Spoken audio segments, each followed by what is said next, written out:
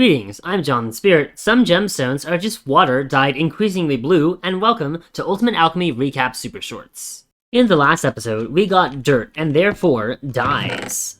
And dyes mean we can get blue dye by powdering petals in a pestle and mortar. And having any blue dye is a crucial component in the Lapis chain. The Lapis chain is a process where you use several thermal expansion machines to dye water increasingly blue, starting from essence of slightly blue and ending up with, oh well, it's gone. I'll show you later once I make it run. Initially, you don't have Lapis, so you can't use Lapis to start this process, but once you get Lapis from this process in the first place, since Lapis behaves as blue dye, one Lapis will turn into, I don't know, a lot of more Lapis at the end of this process, and then you can just send the one Lapis to the beginning and it's all good. Anyway, let's go through it. Water in an alchemical imbuer with Lapis, or any blue dye, makes essence of slightly blue. Essence of slightly blue with more blue dye makes essence of mildly blue.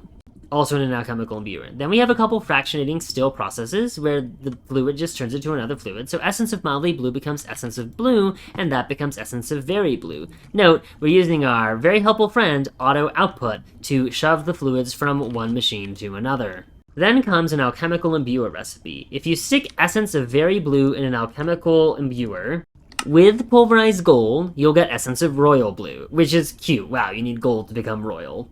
It's not a bad rate either. You get double the very blue as you started with royal blue. It's a compounding process the entire time.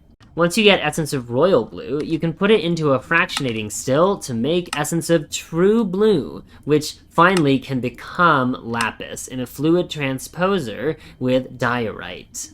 So this system is mostly working. Really what it needs is pulverized gold in the alchemical imbuer. And this is actually an old recap world. The next world will have the process by which we automatically put in pulverized gold, but that requires us to have RS automation set up, and we didn't have that at the time we came up with our Lapis system, so we just shoved pulverized gold in ourselves. Anyway, you need polished diorite. And polished diorite can come from diorite, and our initial source of diorite was either nether quartz or bone meal, and we decided the nether quartz was a terrible way to get diorite because nether quartz is terrible, so we used bone meal instead. However, there's yet another cool way to get it from the igneous extruder with lava and water. No lava is used, only water. Funny enough, the igneous extruder doesn't even need Lapis to run, so we didn't actually need our initial bone meal to make diorite and then make the Lapis, but whatever, it's fine.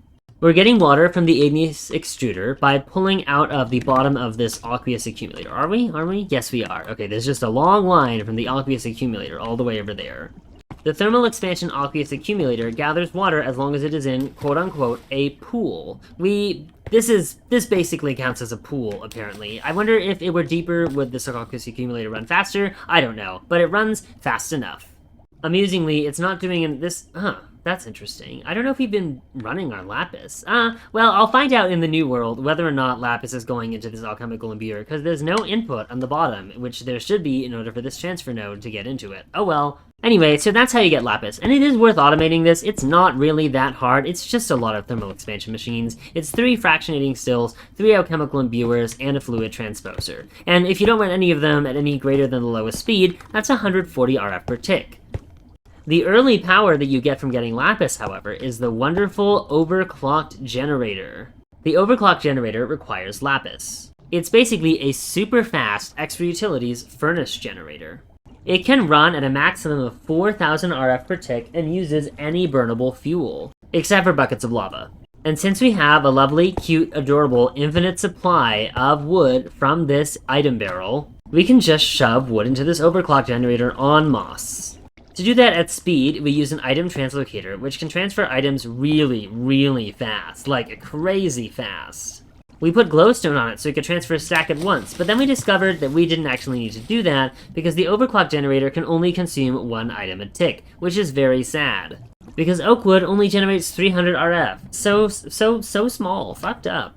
But it is still like a free 300 RF per tick from our infinite wood, so it's like the most efficient way to use our infinite wood for fuel. But you can also speed it up significantly with an acceleration wand in a mechanical user, or an acceleration in a mechanical user on an acceleration wand in a mechanical user on the overclock generator. It's pretty great, but for the purposes of this little build, 300 RF per tick is more than enough. Anyway, now let's talk about how we got a refined storage system up and running.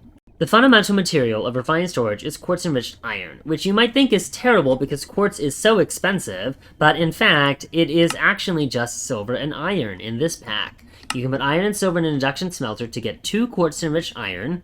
Note that is actively more efficient than casting, which uses 1 silver over iron to make 1 quartz-enriched iron. Kind of lame. I don't know if I've mentioned before, but molten silver comes from liquid glass and molten iron. Quartz-enriched iron is used for, like, literally everything, but there are also a couple other basic resources you need, which are the 3 processors. To start with, we made 64 of each of the raw basic processors and then smelted them into the normal basic processors. They all require 2 of the same basic ingredients, silicon and processor binding. Silicon is not too bad, you do not smelt quartz, you pulverize sand. I think normally you smelt quartz, but again, quartz, terrible. The other thing you need is processor binding, which you can get from string and vines, but because you can get string from vines, it's just vines. And we have a whole wall of just vines. You can cut them with shears, and you can speed up their growth by pressing an acceleration wand on the lowest vine block. The raw basic processor also requires as ingredients iron and redstone. Oh, it looks like they all require redstone. The raw improved processor requires gold. In normal Minecraft, the advanced processor requires diamonds, but diamonds are really hard to get, so instead you use Statues of the Thinker, a magical vessel for thoughts and calculations that exists solely because of its ability to know that it exists, and so powerful, it requires 32 by 32 pixels to render. I am reminded of the walrus from, I think it was Open Blocks back in 1.7.10? I don't know. I missed the walrus. Someone give me the walrus back. I'm a baby and I want my walrus. Anyway, you use chisel on stone and you get Statues of the Thinker. So this requires a little more thought, automating, and refined storage than you'd think. But I'll talk about them in the next episode when we're capable of doing those things. So yeah, we got 64 of each of these and shoved them in furnaces and got all of our basic processors. And then we were able to make so many random blocks, and also cables, and some things that allow us to import and export items. Amazing. You need 1 singular controller to run the whole network, and you feed power into it. Refined Storage actually does not have its own generator. It is not a standalone mod, which will result in something funny next episode, but shh. But we are in a mod pack that has other mods in it, so you can just stick power on the controller and you win. We made a bunch of other blocks as well. We made a disk manipulator, which was an accident. I don't really remember what it does. I think it just empties or refills disks. We made some storage disks as well, and put them in a disk drive. Storage disks are the basic way that you store items and fluids in refined storage. They can just store whatever you want. Unlike in AE2, where you have to store you can only store a specific number of types of items, but you can store as many items as the storage disk fits. Item storage disks store the number of items that it says, and fluid storage disks store the number of millibuckets that it says. These 64K storage disks and 4096K fluid storage disks are the largest storage disks available in this version of refined storage. Both the fluid and item storage disks follow the same basic recipe: get the storage parts, which require smaller storage parts, smaller. However, the fluid storage parts require buckets. That's pretty much the only difference. To access items, you can use a crafting grid. The crafting grid has a variety of options. I never like it to be synchronized with JEI, so I just make it normal search box, so I can search in the crafting grid for items and search in JEI for recipes. There are also a variety of sizes, some more dumb than others. There is also a fluid grid. Because there are no fluids in the current refined storage system on this world, I will not show you the fluid grid until the next episode. The pattern grid allows you to make crafting patterns. I'll show you more of its functionalities in the next episode, but for now, I'll just show you the first basic functionality we used it for, which was to create normal crafting patterns. Part of refined storage's power comes from its ability to auto-craft things for you using the crafter. The crafter uses patterns, which have built-in inputs and outputs. For example, if we wanted to make a pattern to auto-craft patterns, we can press R with JEI to open up the recipe, and then press Move Items. When I press Create, Refined Storage will create a pattern that has quartz-enriched iron, redstone, and glass in this specific pattern. And then if we wanted to, it's already here, but if we wanted to, we could stick it in the crafter. And then the crafter, if it's not facing any other block with this orange side, any block that can accept items, it will just automatically craft whatever recipes are in it whenever you ask it to. It only does it at a certain speed though, so if you ask for 64 patterns, it'll make like 1 a second or something, unless you add speed or stack upgrades. To request a craft, you can click on the item in JEI when it says craft, or you can Control-Shift-click the item if there's already an item of that type in JEI to still craft.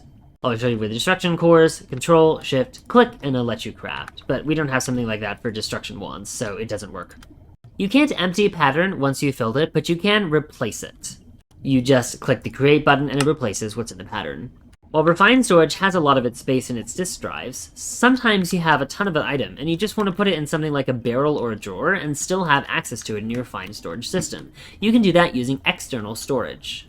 When an external storage is placed adjacent to a block that can contain items, it acts as if it can pull out and put in blocks into that item, and refined storage treats all the items in that storage as part of its network. For example, you'll see in this crafting grid, we have wood, cobble, and stone in infinite amounts. Thankfully, refined storage respects that the infinite barrels can hold infinite items and more. Let's see, this storage just has 3692 right now. If I take out wood and put it back in, it still has 3692, so the wood is getting shoved into this barrel.